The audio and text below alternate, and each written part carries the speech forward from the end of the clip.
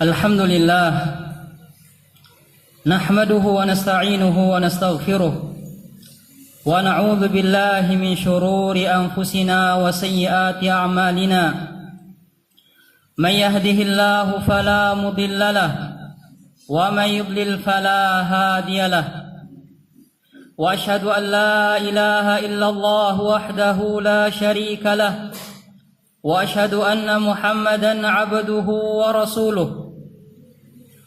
يا أيها الذين آمنوا اتقوا الله حق تقاته ولا تموتن إلا وأنتم مسلمون يا أيها الناس اتقوا ربكم الذي خلقكم من نفس واحدة وخلق منها زوجها وبث منهما رجالا كثيرا ونساء واتقوا الله الذي تساءلون به والأرحام إن الله كان عليكم رقيبا يا أيها الذين آمنوا اتقوا الله وقولوا قولا سديدا يصلح لكم أعمالكم ويغفر لكم ذنوبكم ومن يطع الله ورسوله فقد فاز فوزا عظيما أما بعد فإن أصدق الحديث كتاب الله وخير الهدي هدي محمد صلى الله عليه وسلم وشر الأمور محدثاتها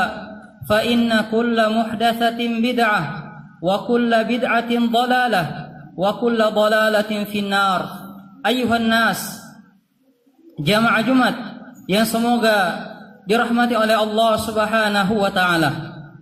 Ketahuilah bahwasanya rukun iman ada 6 dan hal ini adalah sesuatu yang ma'ruf di sisi setiap muslim, sebagaimana yang datang dalam hadis Jibril alaihi salam dari sahabat Umar bin Khattab radhiyallahu taala anhu yang diriwayatkan oleh al-Imam Muslim. Tatkala Jibril datang menemui Nabi sallallahu alaihi wasallam dan bertanya kepadanya, "Mal iman?" Apakah keimanan?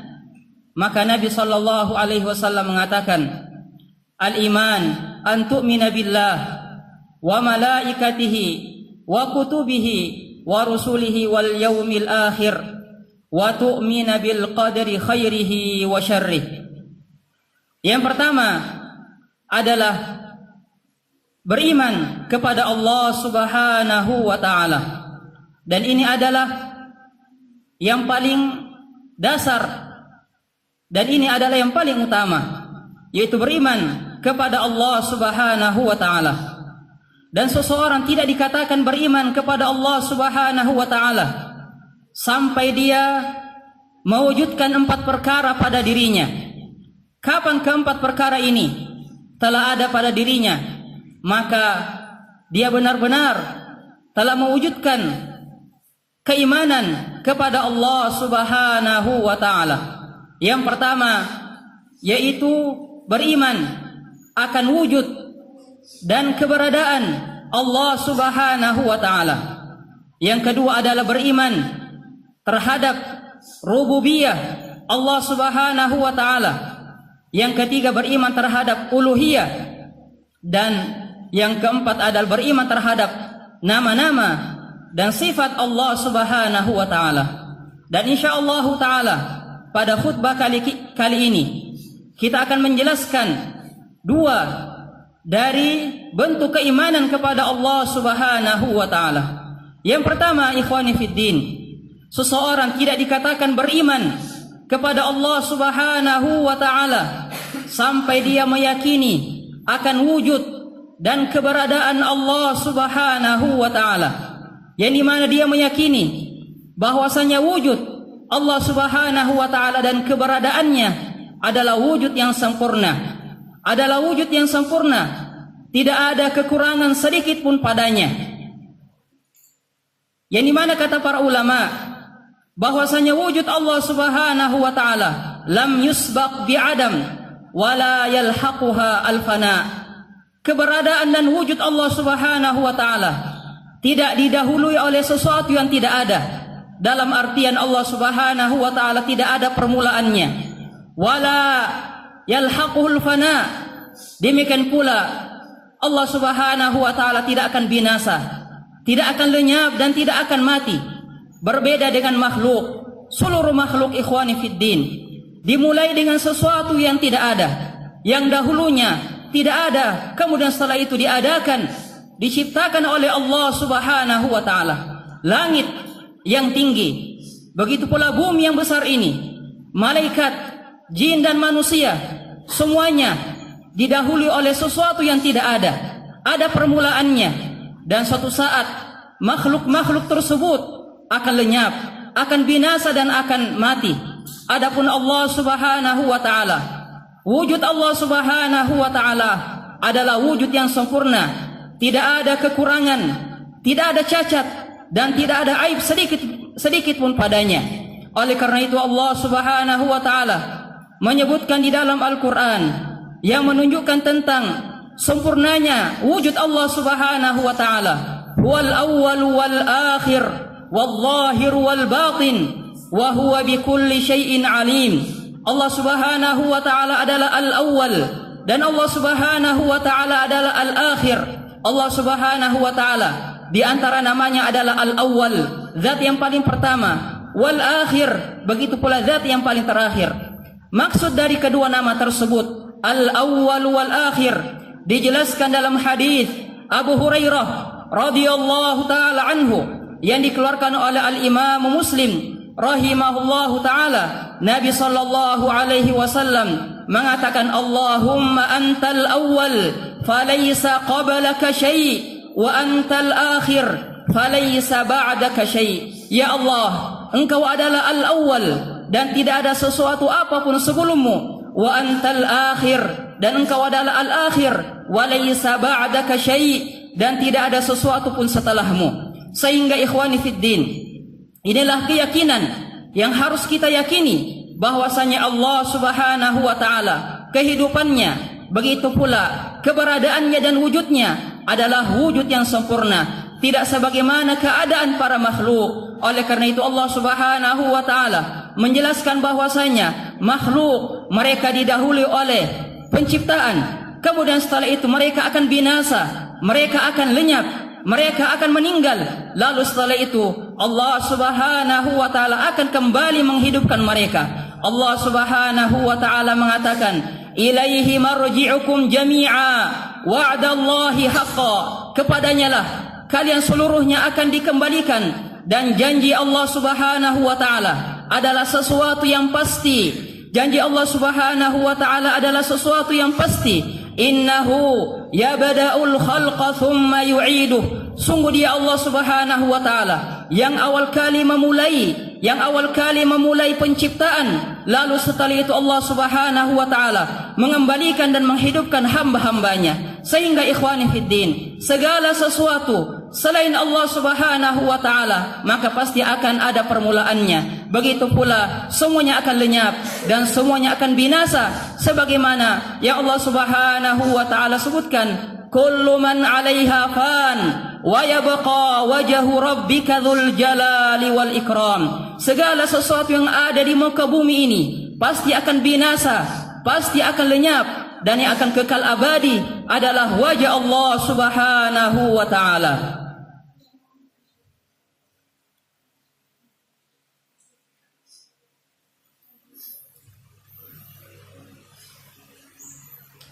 Alhamdulillah hamdan katsiran thayyiban mubarakan fih kama yuhibbu rabbuna wa yardah.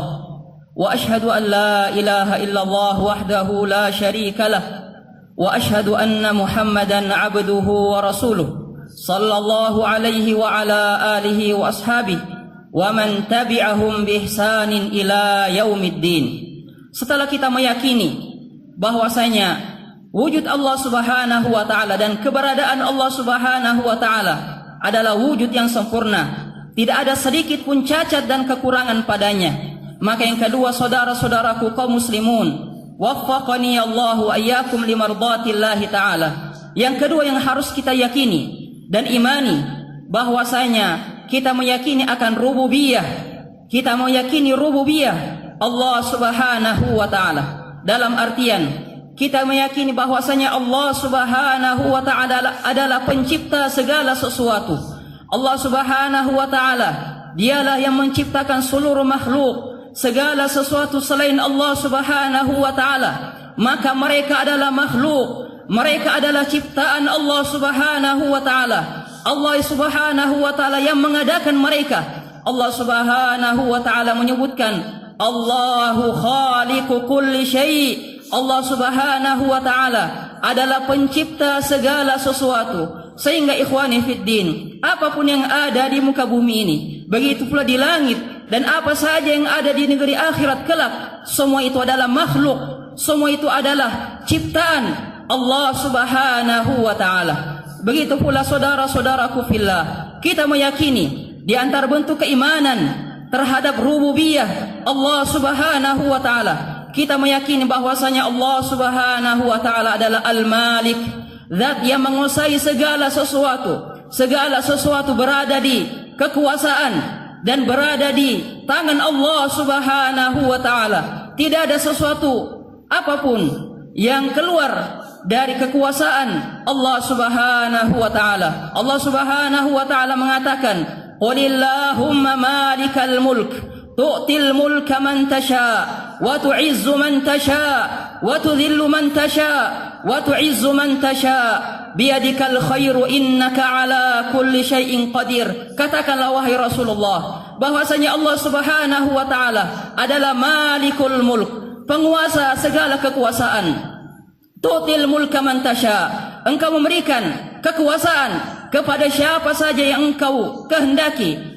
Wa tanzi'ul mulka mimman tasha, begitu pula engkau ya Allah mencabut kekuasaan kepada siapa saja yang engkau kehendaki. Wa tudhillu man tasha, dan engkau menghinakan siapa saja yang engkau kehendaki. Wa tu'izzu man tasha, dan engkau memuliakan dan mengangkat siapa saja yang engkau kehendaki. Sehingga saudara-saudaraku fiddin, al-amru biyadillah, segala urusan ada pada tangan Allah Subhanahu wa taala. Sehingga hendaklah seseorang meminta dan memohon kepada Allah Subhanahu wa taala kemuliaan, kekayaan dan yang lain-lainnya. Begitu pula saudara-saudaraku fillah, di antara bentuk keimanan terhadap rububiyah Allah Subhanahu wa taala, yaitu dengan cara kita meyakini bahwasanya Allah Subhanahu wa taala adalah satu-satunya zat yang menciptakan, yang menghidupkan, mematikan, memberikan rezeki dan yang lain-lainnya. Sebagaimana yang Allah Subhanahu wa taala sebutkan,